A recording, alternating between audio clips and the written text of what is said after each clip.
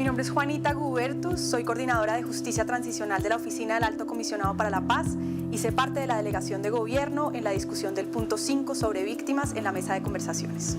Voy a presentarles el módulo sobre el acuerdo de víctimas llamado Acuerdo sobre las Víctimas, Sistema Integral de Verdad, Justicia, Reparación y No Repetición y Compromiso sobre Derechos Humanos.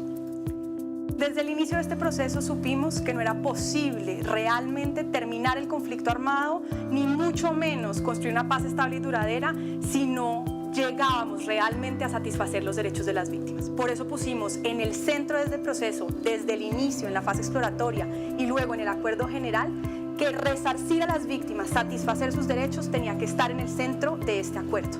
Por eso este acuerdo se refiere a cómo vamos realmente a satisfacer sus derechos a la verdad, a la justicia, a la reparación y a la no repetición. El conflicto armado colombiano nos ha dejado una atrocidad sin igual. 7.9 millones de víctimas se estima que nos ha dejado este conflicto y aún no sabemos si ese es realmente el universo completo. Por eso no era posible pensar que podíamos tener un proceso que no pusiera a ese universo tan grande de víctimas en el centro. De cara a ese escenario pusimos en el acuerdo general un punto específico sobre las víctimas, que dice resarcir a las víctimas está en el centro del acuerdo entre el gobierno nacional y las FARC-EP. Por eso también al inicio de la discusión del punto 5 pactamos un conjunto de 10 principios que incluye de entrada el reconocimiento de responsabilidades y el reconocimiento de las víctimas como uno de los elementos centrales que estuvo presente en toda la discusión del punto y que va a irradiar toda la implementación de lo que hagamos. Por eso también nos dimos a la tarea de oír esas voces de las víctimas. En primer lugar, a través de 27.000 propuestas que recibimos de todos los lugares del país sobre verdad, sobre justicia, sobre reparación, sobre participación de víctimas en el proceso. Por eso generamos unos foros, que no era solamente un foro como hicimos en los distintos puntos, sino un foro nacional y 3 foros regionales alrededor del país que tuvieron participación de más de 3.000 víctimas. Por eso, además de esos mecanismos de participación, llevamos a la mesa a 60 víctimas, mujeres, indígenas, afrodescendientes, personas que habían participado también en las mesas distritales, municipales, departamentales y nacional de víctimas, a que nos contaran de manera directa en la mesa sus experiencias y cuáles eran sus expectativas sobre cómo este acuerdo podía satisfacer sus derechos. Fue sobre la voz de las víctimas que empezamos a construir este acuerdo sobre las víctimas. En la discusión sobre el tema de víctimas, lo que rápidamente surgió es que teníamos que crear un sistema integral, es decir, realmente un entramado de un conjunto de mecanismos, unos judiciales, otros extrajudiciales, para poder en su conjunto satisfacer de la mejor manera los derechos de las víctimas. Por eso, el acuerdo crea entonces ese sistema integral. Es un sistema que tiene 2 tipos de objetivos. Por un lado, el objetivo es satisfacer esos derechos de las víctimas a la verdad, a la justicia, a la reparación y a la no repetición, y por el otro lado, garantizar seguridad jurídica para quienes participaron en el conflicto armado, causaron daños y se comprometen con la satisfacción de los derechos de las víctimas, como elemento esencial para poder finalizar el conflicto armado y hacer tránsito a la legalidad. En su conjunto, ese sistema le apunta a la construcción de la paz, a la reconciliación, a la generación de condiciones de convivencia. Hay 5 elementos esenciales para entender qué es este sistema integral. En primer lugar, la integralidad. Este no es un conjunto de mecanismos aislados, cada uno por su lado. Es realmente integral en tanto son mecanismos interrelacionados en términos de secuencia, la forma en la que distribuyen el trabajo, la forma en la que hay un flujo de información entre los distintos mecanismos. Segundo, es un sistema guiado por el principio de condicionalidad. Eso significa que ningún tratamiento especial de justicia, sea una amnistía, sea un indulto, sea una pena alternativa o una sanción especial, va a poder existir si no se cumplen unas condiciones en los demás mecanismos del sistema, condiciones en materia de contribución a la verdad, contribución a la reparación y garantía de no repetición. Tercero, es un sistema que le apunta a la participación de las víctimas en todos los mecanismos del sistema y en todas las instancias de cada uno de los mecanismos. En cada uno de estos mecanismos que vamos a ir estudiando en este curso, se garantiza la participación de las víctimas en todos estos elementos. Cuarto, Este es un sistema en donde cada mecanismo tiene que ser imparcial e independiente. Por eso nos hemos dado la tarea de generar mecanismos muy particulares de selección de quiénes son los comisionados, quiénes van a ser parte de la Jurisdicción Especial para la Paz, de tal forma que la ciudadanía pueda confiar en estos procesos. Y quinto, este es un sistema que tiene que estar guiado por un enfoque diferencial y de género, de tal forma que todas las distintas poblaciones que han sufrido de manera diferenciada el conflicto armado realmente puedan encontrar satisfechos sus derechos. El sistema integral está compuesto por 5 mecanismos y medidas. En primer lugar, la Comisión para el Esclarecimiento de la Verdad, la Convivencia y la No Repetición, que es un mecanismo extrajudicial para poder realmente esclarecer lo sucedido a lo largo del conflicto armado y darle una voz a todos aquellos que participaron o sufrieron a lo largo del conflicto armado para que realmente podamos entender qué fue lo que sucedió. En segundo lugar, la unidad de búsqueda de personas dadas por desaparecidas en el contexto y en razón del conflicto armado, cuya finalidad es darle satisfacción a esos familiares que están buscando todavía a los seres queridos que perdieron en función del conflicto armado. En tercer lugar, una jurisdicción especial para la paz, que es un mecanismo para, de manera judicial, administrar justicia, investigar, juzgar y sancionar lo sucedido en el conflicto armado, en particular aquellos delitos más graves y representativos. En cuarto lugar, tenemos unas medidas de reparación integral para la construcción de la paz. Son un conjunto de medidas que construyen sobre lo que ya venimos avanzando en materia de reparación administrativa para hacer frente de mejor manera en la construcción de la paz a poder satisfacer esos derechos de las víctimas y garantizar que quienes causaron un daño contribuyan a repararlo. Y en último, tenemos las garantías de no repetición, que básicamente es un elemento transversal al acuerdo en donde la apuesta final es que esas violaciones no se repitan y no se repiten de distintas maneras. Primero, en la medida en la que realmente terminemos el conflicto armado, que es el punto 3 del acuerdo general. En segundo lugar, a través de las distintas medidas de verdad, de justicia y reparación, porque en tanto sabemos qué fue lo que sucedió, en tanto hacemos justicia por lo que sucedió, garantizamos que eso no se vuelva a repetir.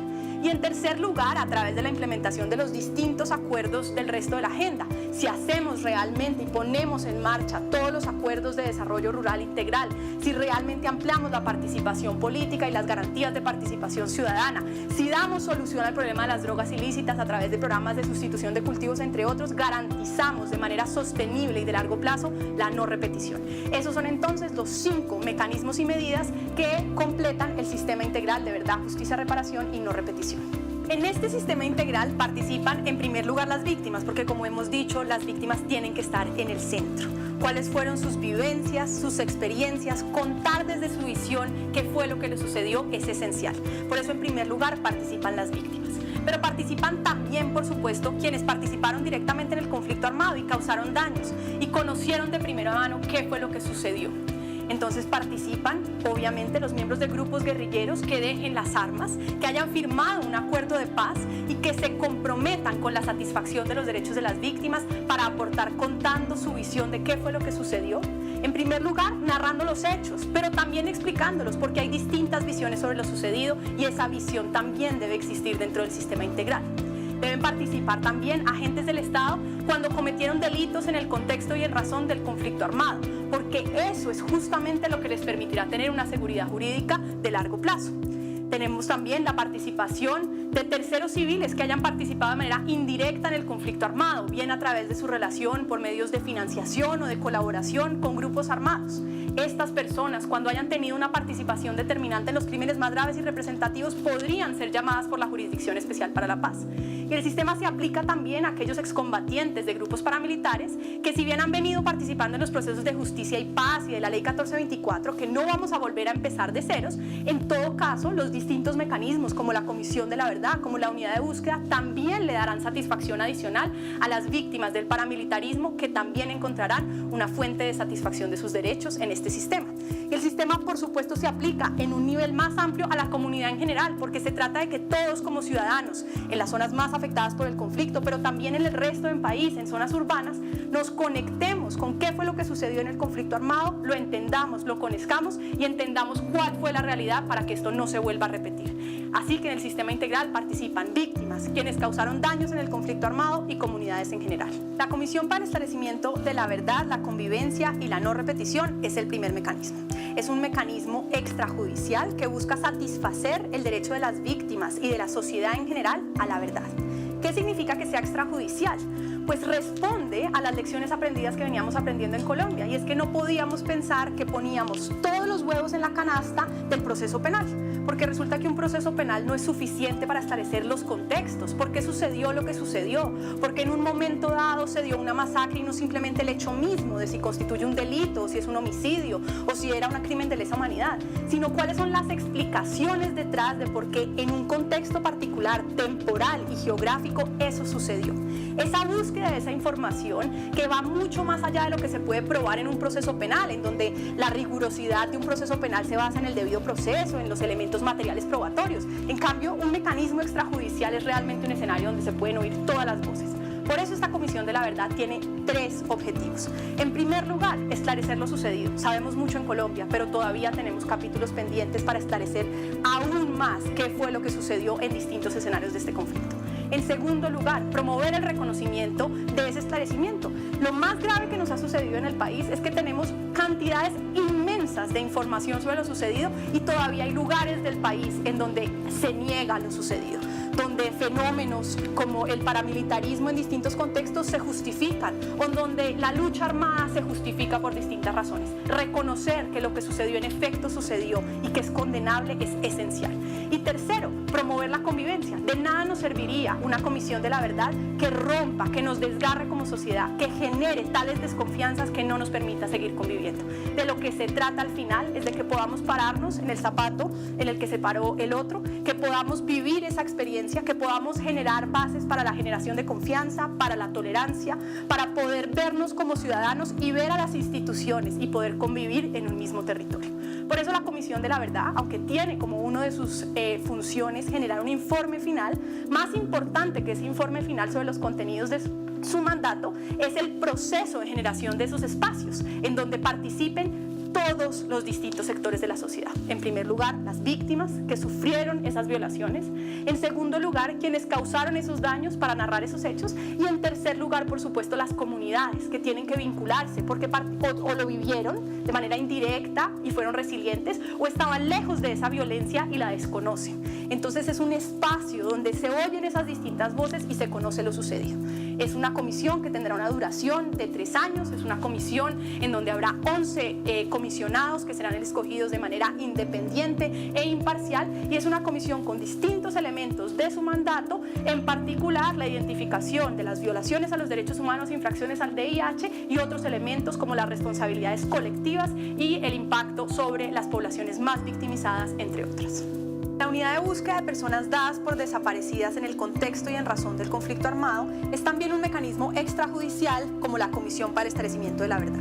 Su finalidad es encontrar a aquellas personas que por distintas razones desaparecieron en el conflicto armado, víctimas de desaparición forzada, personas que fueron reclutadas en medio del conflicto armado y de las que no sabemos que murieron en combate o están todavía en las filas de la guerrilla, personas que murieron en un combate, por ejemplo, guerrilleros, que fueron inhumados y no sabemos dónde están, personas cuyos familiares por múltiples motivos, desplazamientos forzados, dejaron de conocer. Esta unidad busca darle satisfacción a esas víctimas que no solamente están esperando que se haga justicia, que haya verdad, que haya reparación, sino están esperando lo más básico, poder saber dónde está su ser querido o, en su defecto, tener los restos entregados de manera digna para poder tener esa satisfacción. Esta unidad genera esos mecanismos aprendiendo de las lecciones de lo que ha sucedido en el país, de tal forma que no simplemente nos concentremos en un proceso penal, que también tiene que existir porque el delito de desaparición forzada es un delito no amnistiable, sino que paralelo a esos procesos penales garanticemos que haya un equipo con autonomía presupuestal, independiente, dedicado exclusivamente a la búsqueda de esas personas y, en su defecto, a la entrega de los restos. Por eso esta unidad va a cruzar toda la información de fuentes institucionales y no institucionales, va a generar un plan de búsqueda que pueda identificar dónde vamos a buscar a estas personas, va a generar despliegues de búsqueda activa, de localización de dónde están las personas desaparecidas o los restos, va a generar procesos de exhumaciones en caso de que sea necesario, identificación de restos o de personas a través de tecnología de cruce de información, y finalmente va a entregar unos informes a esos familiares sobre qué fue lo que sucedió, cuál fue toda la información que pudimos recoger para explicarle a esos familiares qué sucedió. En caso de que la persona haya fallecido, poder entregar de manera digna los restos. Se trata entonces de poder generar un mecanismo extrajudicial para satisfacer ese derecho que tienen las víctimas a saber qué fue lo que sucedió con su ser querido. El acuerdo contempla medidas de reparación integral para la construcción de la paz.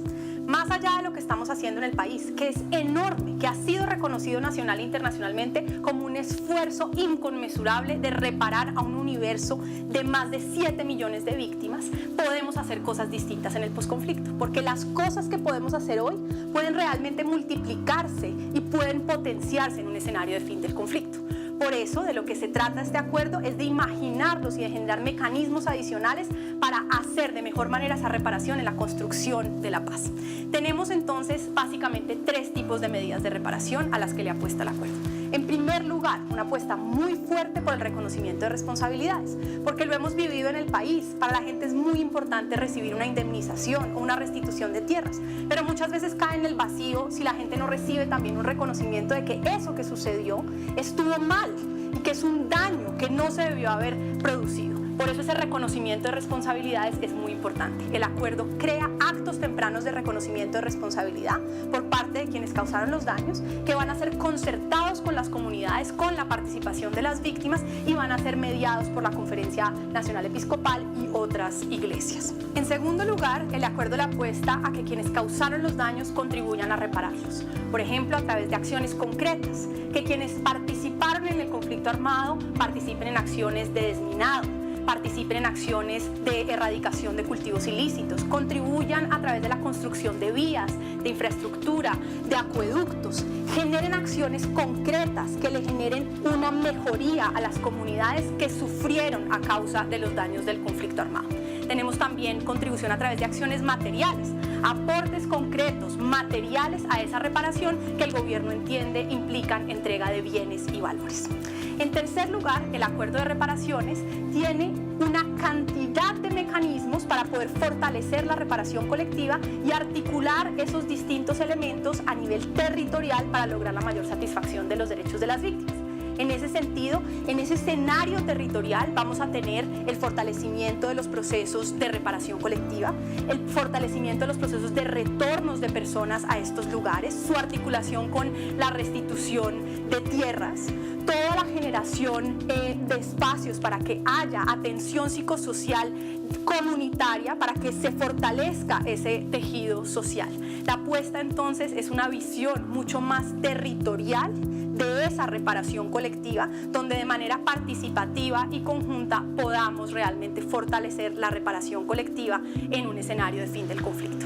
La idea entonces es que estas medidas de reparación para la construcción de la paz aporten a lo que ya se viene haciendo en materia de implementación de la ley de víctimas, que además será fortalecida a través de un mecanismo participativo en donde serán las propias víctimas, a través de los mecanismos de participación existentes como la Mesa Nacional de Víctimas, pero también a través de otros mecanismos de participación, quienes revisen las prioridades en la ejecución de la política de reparación de víctimas para poder revisarla de cara a un escenario de construcción de paz. La Jurisdicción Especial para la Paz es el mecanismo judicial del sistema integral. Su objetivo es garantizar el cumplimiento del deber de investigar, juzgar y sancionar lo sucedido a lo largo del conflicto armado. Básicamente hay 3 ideas centrales para entender qué es la Jurisdicción Especial para la Paz y para qué es. En primer lugar, es una jurisdicción para luchar contra la impunidad. De lo que se trata es de garantizar que en particular frente a aquellos crímenes que son los más graves y representativos y frente a quienes tuvieron una participación determinante, se haga justicia. Es nuestra obligación de asegurar que no simplemente pasamos la página o que no simplemente esclarecemos extrajudicialmente lo sucedido, sino que nos tomamos en serio el derecho de las víctimas a la justicia. En segundo lugar, es un mecanismo centrado en la condicionalidad. Ningún tratamiento especial de justicia, una amnistía, un indulto, una sanción de cualquier tipo va a existir si no ha habido una contribución al esclarecimiento, en la Comisión para el Esclarecimiento o en la Unidad de Búsqueda de Personas, a la reparación a través de los mecanismos y medidas de reparación integral que hemos discutido y, por supuesto, un compromiso radical con la no repetición a través de la dejación de las armas y el compromiso de no volver a delinquir. En tercer lugar, la Jurisdicción Especial para la Paz incentiva el reconocimiento de responsabilidades porque se trata de garantizar que quienes causaron daños de entrada los vayan a reconocer. No quiere decir que quienes no lo quieran reconocer no sean perseguidos. La jurisdicción tiene la posibilidad de llamar a aquellas personas que tuvieron una participación determinante y no quieren reconocer su responsabilidad. Pero incentivamos, garantizamos que ahí estén los incentivos adecuados para que quienes puedan venir de entrada a reconocer su responsabilidad lo hagan, porque estamos convencidos de que eso le da mayor satisfacción a las víctimas y porque eso permite ahorrar esfuerzos institucionales en la investigación, garantizando que esos se concentren en aquellos casos en los que no hubo reconocimiento. Pasemos entonces a explicar las rutas procesales dentro de la jurisdicción. En primer lugar, la jurisdicción tiene una sala de reconocimiento de verdad y responsabilidades a la que llega toda la información de la Fiscalía General de la Nación, del Consejo Superior de la Judicatura con todas las sentencias que han sido producidas por años en nuestra justicia ordinaria, la información de las víctimas, de las organizaciones de sociedad civil, que tiene enormes contenidos sobre lo sucedido en el conflicto armado. Esa sala de reconocimiento, que está compuesta por magistrados, recibe toda esa información y la coteja, la analiza y la va a contrastar con los reconocimientos de responsabilidad que reciba de quienes han causado daños en el conflicto armado y han venido a reconocer de manera voluntaria su responsabilidad. A través de toda esa información contrastada va a tomar una decisión muy importante a través de la producción de una o varias resoluciones de conclusiones, en las que va a poder tener que distinguir entre dos posibles rutas procesales. Por un lado, quienes han cometido delitos no amnistiables, en particular aquellos más graves y representativos y en donde hubo una participación determinante. Y en segundo lugar, aquellos delitos amnistiables o sujetos de un tratamiento penal equivalente. Vamos entonces con la primera ruta procesal. Por este camino, la Sala de Reconocimiento envía al Tribunal Especial para la Paz aquellos casos de delitos no amnistiables.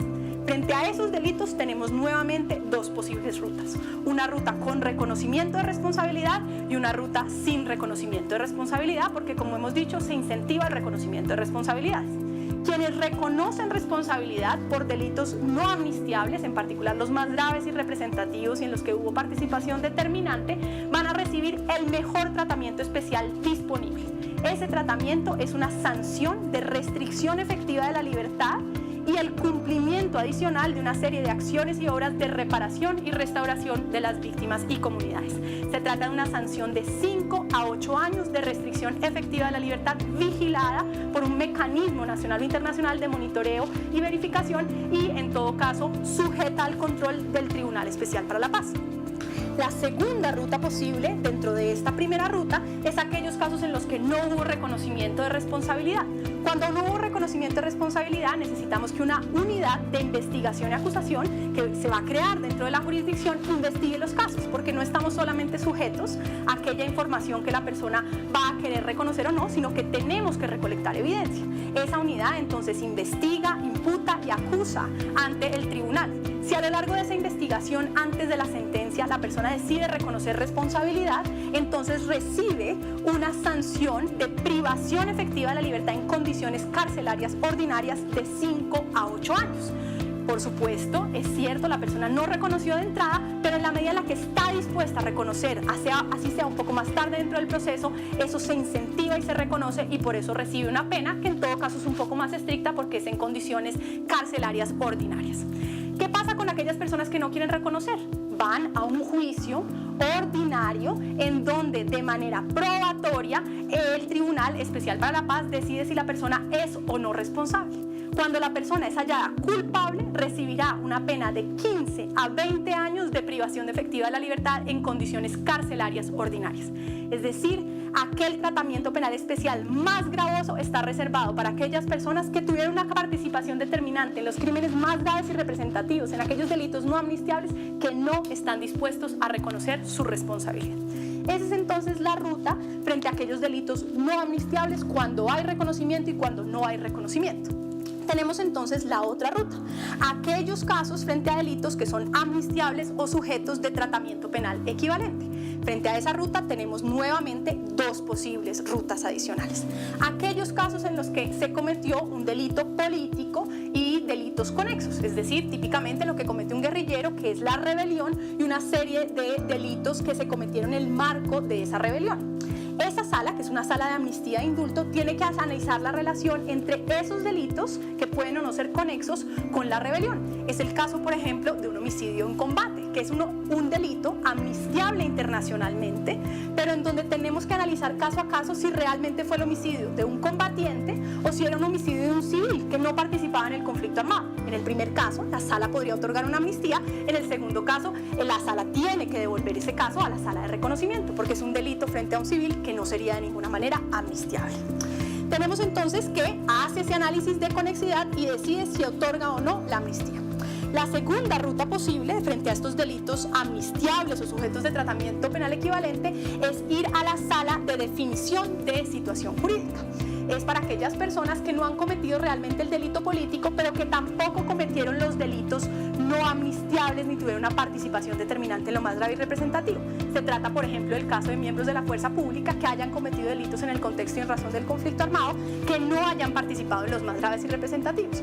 Esas personas podrían recibir tratamientos como la cesación de procedimiento, como la renuncia a la persecución penal, entre otras resoluciones necesarias para resolver la situación jurídica, y como resultado de ello recibir esa resolución de su situación jurídica que le otorgue seguridad jurídica de largo plazo. En todos estos casos, como ya analizábamos de cara al sistema, tiene que haber un análisis de condicionalidad. Tiene que garantizarse que estas personas hayan realmente contribuido a la verdad ante la unidad de búsqueda de personas desaparecidas o ante la Comisión para el Esclarecimiento de la Verdad. Tiene que haber habido contribución a la reparación ante las medidas de reparación para la construcción de la paz y, por supuesto, tiene que haberse verificado la garantía de no repetición a través de la dejación de las armas o el compromiso de no volver a delinquir. Entonces, en cada uno de estos componentes y de estas rutas tenemos la verificación de la condicionalidad al momento de otorgar cualquier tratamiento penal equivalente. Toda esta Jurisdicción Especial para la Paz está compuesta por magistrados que sean independientes y autónomos, que van a ser escogidos a través de un procedimiento que garantice transparencia y que le dé confianza a la sociedad colombiana en que son las personas idóneas.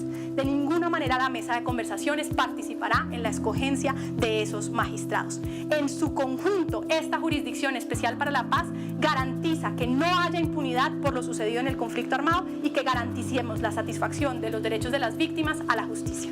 Al final, este acuerdo se trata de satisfacer los derechos de las víctimas. Se trata de garantizar que esclarezcamos lo sucedido, que hagamos justicia para que condenemos y digamos que eso nunca debió haber sucedido, que reparemos a las víctimas para que puedan reconstruir su proyecto de vida. Pero más importante aún, que no se repitan las violaciones, para que nunca nadie más sea víctima, para que podamos vivir en convivencia pacífica en las comunidades y construir un mejor país todos juntos. El éxito de este acuerdo depende de que todos lo conozcamos, nos apropiemos de él y participemos en su implementación. En particular, necesitamos que las víctimas nos ayuden a explicarlo en sus comunidades, verifiquen que efectivamente lo que acordamos se cumpla y participen en su implementación a través de las distintas instancias de participación en los distintos mecanismos y medidas. De que toda la sociedad colombiana se ponga en los zapatos de las víctimas, reconozcamos lo sucedido, pueda hacer posible que realmente construyamos paz entre todos en los territorios.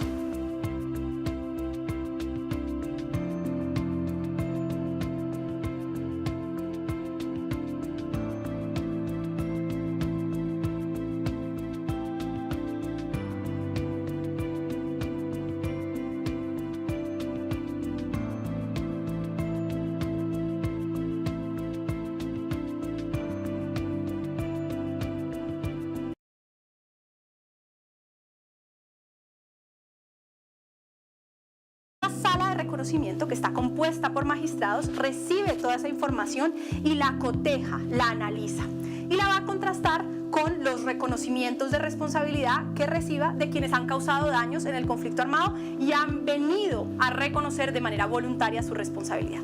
a través de toda esa información contrastada, va a tomar una decisión muy importante a través de la producción de una o varias resoluciones de conclusiones, en las que va a poder tener que distinguir entre dos posibles rutas procesales.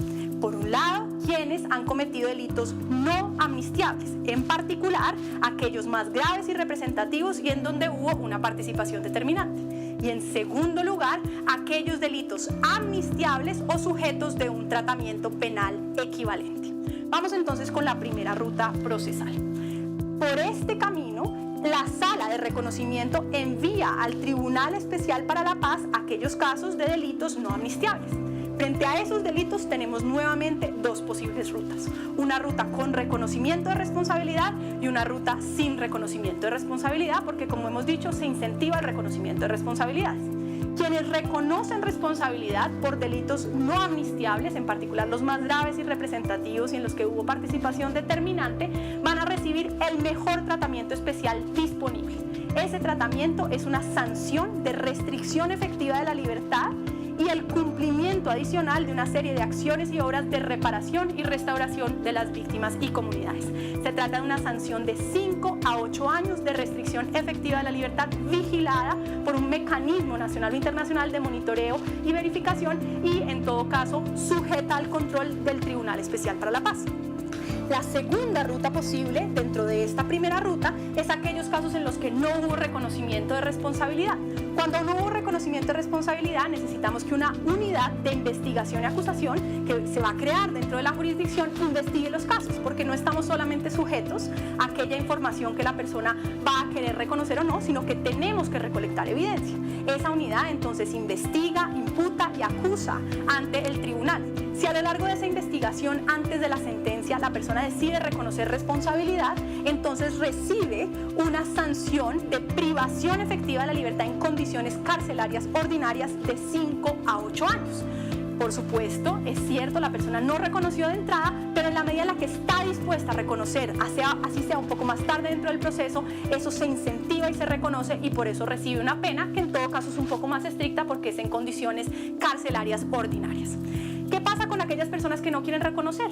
Van a un juicio ordinario en donde de manera probatoria el Tribunal Especial para la Paz decide si la persona es o no responsable. Cuando la persona es hallada culpable, recibirá una pena de 15 a 20 años de privación efectiva de la libertad en condiciones carcelarias ordinarias. Es decir, aquel tratamiento penal especial más gravoso está reservado para aquellas personas que tuvieron una participación determinante en los crímenes más graves y representativos, en aquellos delitos no amnistiables que no están dispuestos a reconocer su responsabilidad.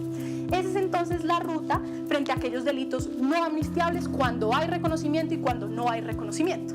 Tenemos entonces la otra ruta, aquellos casos frente a delitos que son amnistiables o sujetos de tratamiento penal equivalente. Frente a esa ruta tenemos nuevamente dos posibles rutas adicionales. Aquellos casos en los que se cometió un delito político y delitos conexos, es decir, típicamente lo que comete un guerrillero, que es la rebelión y una serie de delitos que se cometieron en el marco de esa rebelión.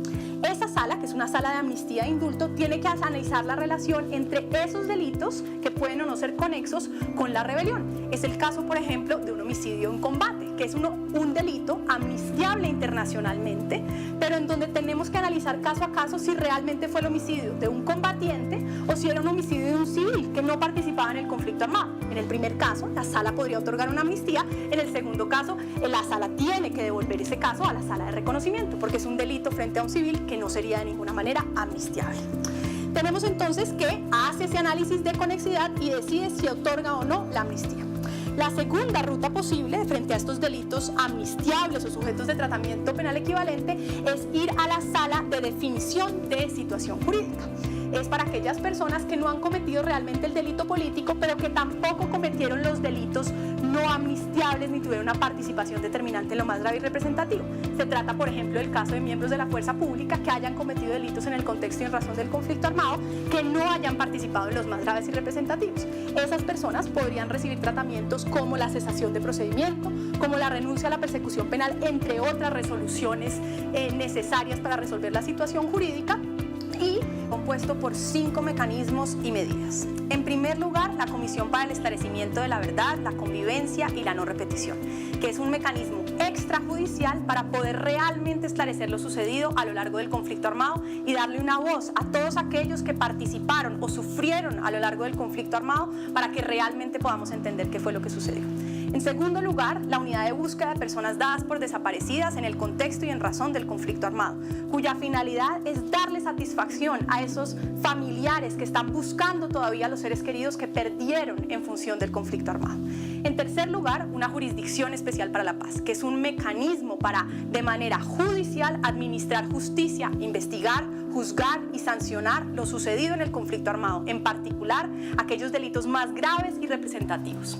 En cuarto lugar, tenemos unas medidas de reparación integral para la construcción de la paz. Son un conjunto de medidas que construyen sobre lo que ya venimos avanzando en materia de reparación administrativa para hacer frente de mejor manera en la construcción de la paz a poder satisfacer esos derechos de las víctimas y garantizar que quienes causaron un daño contribuyan a repararlo. Y en último, tenemos las garantías de no repetición, que básicamente es un elemento transversal al acuerdo en donde la apuesta final es que esas violaciones no se repitan y no se repiten de distintas maneras. Primero, en la medida en la que realmente terminemos el conflicto armado, que es el punto 3 del acuerdo general. En segundo lugar, a través de las distintas medidas de verdad, de justicia y reparación, porque en tanto sabemos qué fue lo que sucedió, en tanto hacemos justicia por lo que sucedió, garantizamos que eso no se vuelva a repetir. Y en tercer lugar, a través de la implementación de los distintos acuerdos del resto de la agenda. Si hacemos realmente y ponemos en marcha todos los acuerdos de desarrollo rural integral, si realmente ampliamos la participación política y las garantías de participación ciudadana, si damos solución al problema de las drogas ilícitas a través de programas de sustitución de cultivos, entre otros, garantizamos de manera sostenible y de largo plazo la no repetición. Esos son entonces los 5 mecanismos y medidas que completan el sistema integral de verdad, justicia, reparación y no repetición. En este sistema integral participan en primer lugar las víctimas, porque como hemos dicho, las víctimas tienen que estar en el centro. ¿Cuáles fueron sus vivencias, sus experiencias? Contar desde su visión qué fue lo que les sucedió es esencial.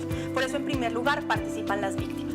Pero participan también, por supuesto, quienes participaron directamente en el conflicto armado y causaron daños y conocieron de primera mano qué fue lo que sucedió. Entonces participan, obviamente, los miembros de grupos guerrilleros que dejen las armas, que hayan firmado un acuerdo de paz y que se comprometan con la satisfacción de los derechos de las víctimas para aportar contando su visión de qué fue lo que sucedió.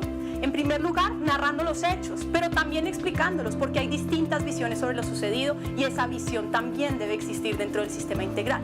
Deben participar también agentes del Estado cuando cometieron delitos en el contexto y en razón del conflicto armado, porque eso es justamente lo que les permitirá tener una seguridad jurídica de largo plazo. Tenemos también la participación de terceros civiles que hayan participado de manera indirecta en el conflicto armado, bien a través de su relación por medios de financiación o de colaboración con grupos armados.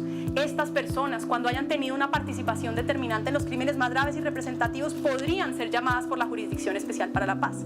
Y el sistema se aplica también a aquellos excombatientes de grupos paramilitares que, si bien han venido participando en los procesos de justicia y paz y de la Ley 1424, que no vamos a volver a empezar de ceros, en todo caso, los distintos mecanismos como la Comisión de la Verdad, como la Unidad de Búsqueda, también le darán satisfacción adicional a las víctimas del paramilitarismo, que también encontrarán una fuente de satisfacción de sus derechos en este sistema. Y el sistema, por supuesto, se aplica en un nivel más amplio a la comunidad en general, porque se trata de que todos como ciudadanos, en las zonas más afectadas por el conflicto, pero también en el resto del país, en zonas urbanas, nos conectemos con qué fue lo que sucedió en el conflicto armado, lo entendamos, lo conozcamos y entendamos cuál fue la realidad para que esto no se vuelva a repetir. Así que en el sistema integral participan víctimas, quienes causaron daños en el conflicto armado y comunidades en general. La Comisión para el Esclarecimiento de la Verdad, la Convivencia y la No Repetición es el primer mecanismo.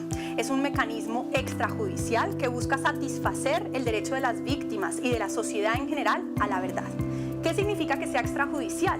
pues responde a las lecciones aprendidas que veníamos aprendiendo en Colombia, y es que no podíamos pensar que poníamos todos los huevos en la canasta del proceso penal, porque resulta que un proceso penal no es suficiente para esclarecer los contextos, por qué sucedió lo que sucedió, porque en un momento dado se dio una masacre y no simplemente el hecho mismo de si constituye un delito, o si es un homicidio, o si era un crimen de lesa humanidad, sino cuáles son las explicaciones detrás de por qué en un contexto particular, temporal y geográfico, eso sucedió.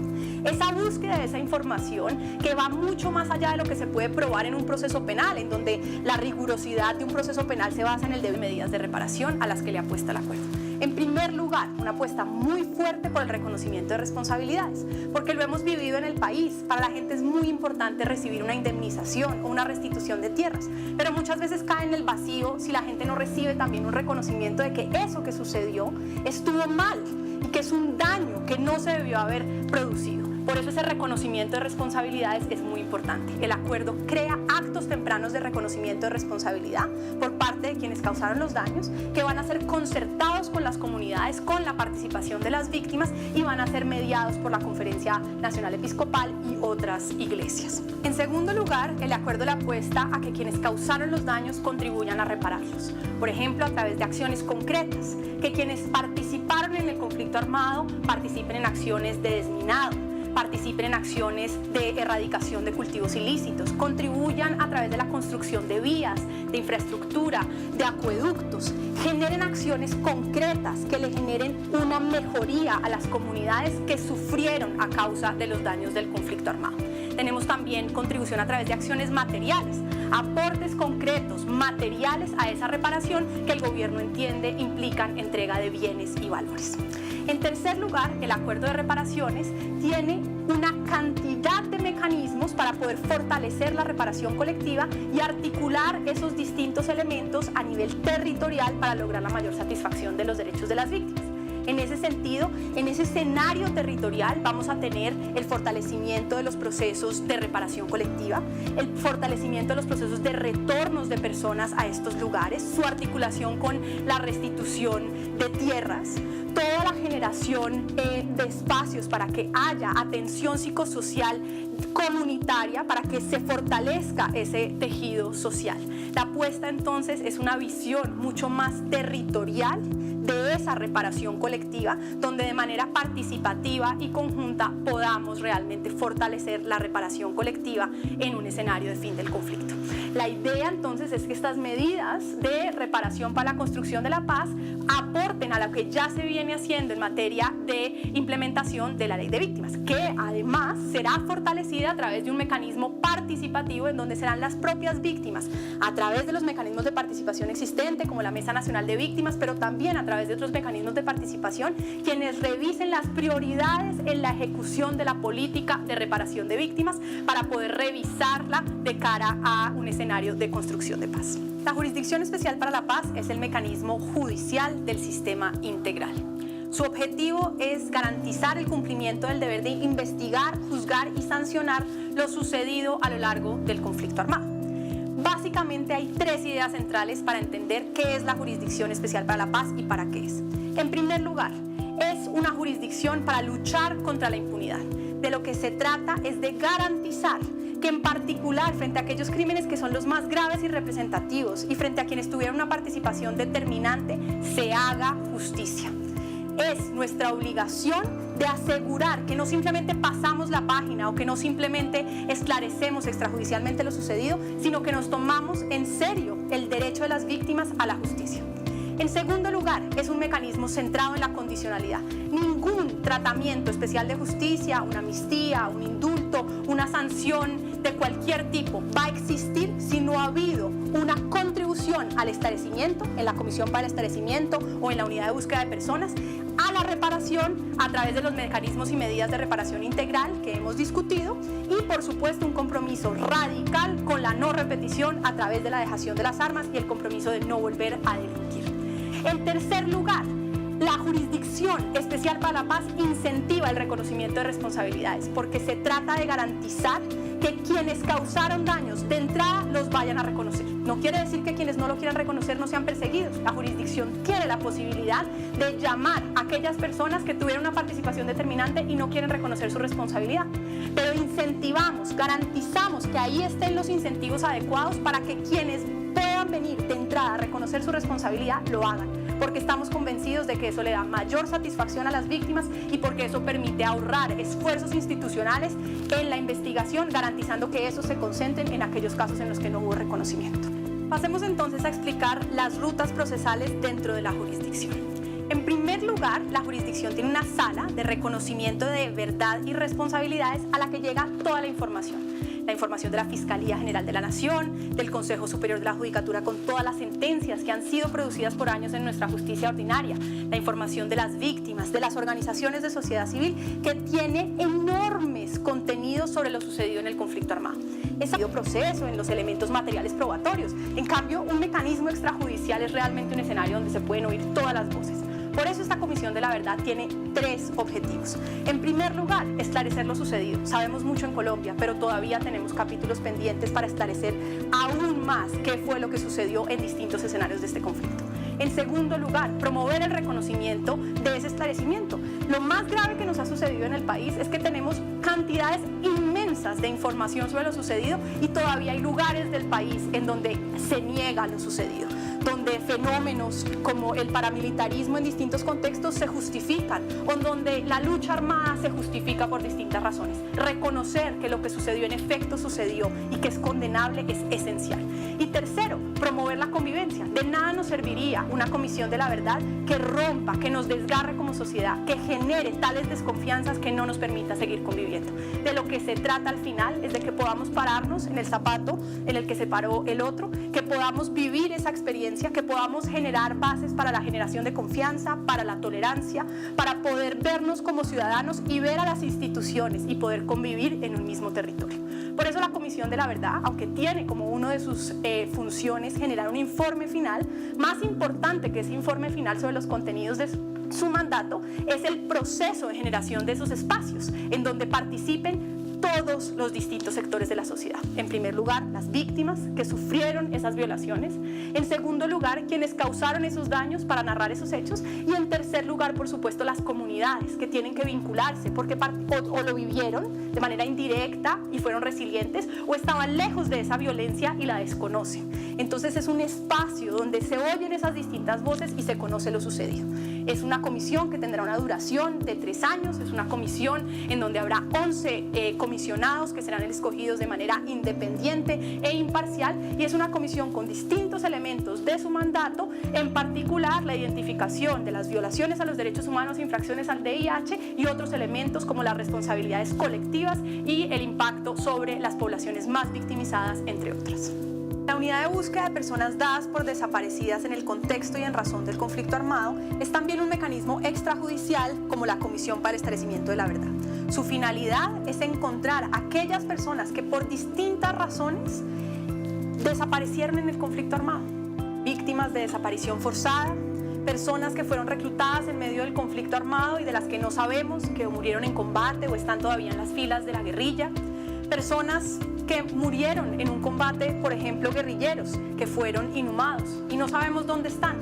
Personas cuyos familiares, por múltiples motivos, desplazamientos forzados, dejaron de conocer. Esta unidad busca darle satisfacción a esas víctimas que no solamente están esperando que se haga justicia, que haya verdad, que haya reparación, sino están esperando lo más básico: poder saber dónde está su ser querido, o en su defecto tener los restos entregados de manera digna para poder tener esa satisfacción. Esta unidad genera esos mecanismos aprendiendo de las lecciones de lo que ha sucedido en el país, de tal forma que no simplemente nos concentremos en un proceso penal, que también tiene que existir porque el delito de desaparición forzada es un delito no amnistiable, sino que paralelo a esos procesos penales garanticemos que haya un equipo con autonomía presupuestal, independiente, de dedicado exclusivamente a la búsqueda de esas personas y, en su defecto, a la entrega de los restos. Por eso esta unidad va a cruzar toda la información de fuentes institucionales y no institucionales, va a generar un plan de búsqueda que pueda identificar dónde vamos a buscar a estas personas, va a generar despliegues de búsqueda activa, de localización de dónde están las personas desaparecidas o los restos, va a generar procesos de exhumaciones en caso de que sea necesario, identificación de restos o de personas a través de tecnología de cruce de información y finalmente va a entregar unos informes a esos familiares sobre qué fue lo que sucedió, cuál fue toda la información que pudimos recoger para explicarle a esos familiares qué sucedió en caso de que la persona haya fallecido, poder entregar de manera digna los restos. Se trata entonces de poder generar un mecanismo extrajudicial para satisfacer ese derecho que tienen las víctimas a saber qué fue lo que sucedió con su ser querido. El acuerdo contempla medidas de reparación integral para la construcción de la paz. Más allá de lo que estamos haciendo en el país, que es enorme, que ha sido reconocido nacional e internacionalmente como un esfuerzo inconmensurable de reparar a un universo de más de 7 millones de víctimas, podemos hacer cosas distintas en el posconflicto, porque las cosas que podemos hacer hoy pueden realmente multiplicarse y pueden potenciarse en un escenario de fin del conflicto. Por eso, de lo que se trata este acuerdo es de imaginarlos y de generar mecanismos adicionales para hacer de mejor manera esa reparación en la construcción de la paz. Tenemos entonces básicamente 3 tipos de... Mi nombre es Juanita Gubertus, soy coordinadora de Justicia Transicional de la Oficina del Alto Comisionado para la Paz y sé parte de la delegación de gobierno en la discusión del punto 5 sobre víctimas en la mesa de conversaciones. Voy a presentarles el módulo sobre el acuerdo de víctimas llamado Acuerdo sobre las Víctimas, Sistema Integral de Verdad, Justicia, Reparación y No Repetición y Compromiso sobre Derechos Humanos. Desde el inicio de este proceso supimos que no era posible realmente terminar el conflicto armado, ni mucho menos construir una paz estable y duradera, si no llegábamos realmente a satisfacer los derechos de las víctimas. Por eso pusimos en el centro de este proceso, desde el inicio, en la fase exploratoria y luego en el acuerdo general, que resarcir a las víctimas, satisfacer sus derechos, tenía que estar en el centro de este acuerdo. Por eso este acuerdo se refiere a cómo vamos realmente a satisfacer sus derechos a la verdad, a la justicia, a la reparación y a la no repetición. El conflicto armado colombiano nos ha dejado una atrocidad sin igual. 7.9 millones de víctimas se estima que nos ha dejado este conflicto y aún no sabemos si ese es realmente el universo completo. Por eso no era posible pensar que podíamos tener un proceso que no pusiera a ese universo tan grande de víctimas en el centro. De cara a ese escenario pusimos en el acuerdo general un punto específico sobre las víctimas, que dice resarcir a las víctimas está en el centro del acuerdo entre el gobierno nacional y las FARC-EP. Por eso también al inicio de la discusión del punto 5 pactamos un conjunto de 10 principios que incluye de entrada el reconocimiento de responsabilidades y el reconocimiento de las víctimas como uno de los elementos centrales que estuvo presente en toda la discusión del punto y que va a irradiar toda la implementación de lo que hagamos. Por eso también nos dimos a la tarea de oír esas voces de las víctimas. En primer lugar, a través de 27.000 propuestas que recibimos de todos los lugares del país sobre verdad, sobre justicia, sobre reparación, sobre participación de víctimas en el proceso. Por eso generamos unos foros, que no era solamente un foro como hicimos en los distintos puntos, sino un foro nacional y 3 foros regionales alrededor del país que tuvieron participación de más de 3.000 víctimas.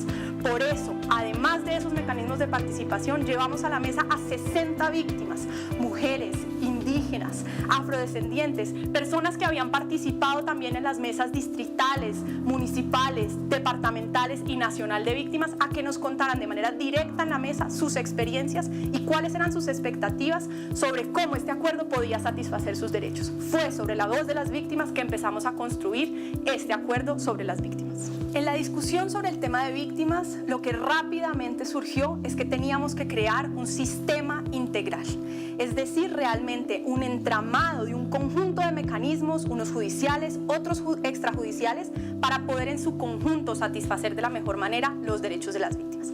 Por eso, el acuerdo crea entonces ese sistema integral. Es un sistema que tiene dos tipos de objetivos.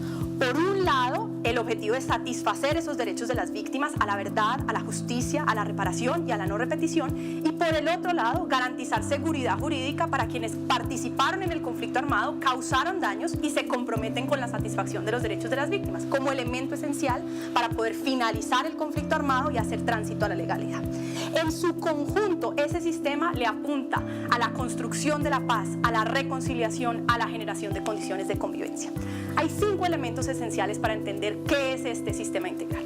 En primer lugar, la integralidad. Este no es un conjunto de mecanismos aislados, cada uno por su lado. Es realmente integral en tanto son mecanismos interrelacionados en términos de secuencia, la forma en la que distribuyen el trabajo, la forma en la que hay un flujo de información entre los distintos mecanismos. Segundo, es un sistema guiado por el principio de condicionalidad. Eso significa que ningún tratamiento especial de justicia, sea una amnistía, sea un indulto, sea una pena alternativa o una sanción especial, va a poder existir si no se cumplen unas condiciones en los demás mecanismos del sistema, condiciones en materia de contribución a la verdad, contribución a la reparación y garantía de no repetición. Tercero, es un sistema que le apunta a la participación de las víctimas en todos los mecanismos del sistema y en todas las instancias de cada uno de los mecanismos. En cada uno de estos mecanismos que vamos a ir estudiando en este curso, se garantiza la participación de las víctimas en todos estos elementos. Cuarto, este es un sistema en donde cada mecanismo tiene que ser imparcial e independiente. Por eso nos hemos dado la tarea de generar mecanismos muy particulares de selección de quiénes son los comisionados, quiénes van a ser parte de la Jurisdicción Especial para la Paz, de tal forma que la ciudadanía pueda confiar en estos procesos. Y quinto, este es un sistema que tiene que estar guiado por un enfoque diferencial y de género, de tal forma que todas las distintas poblaciones que han sufrido de manera diferenciada el conflicto armado realmente puedan encontrar satisfechos sus derechos. El sistema integral está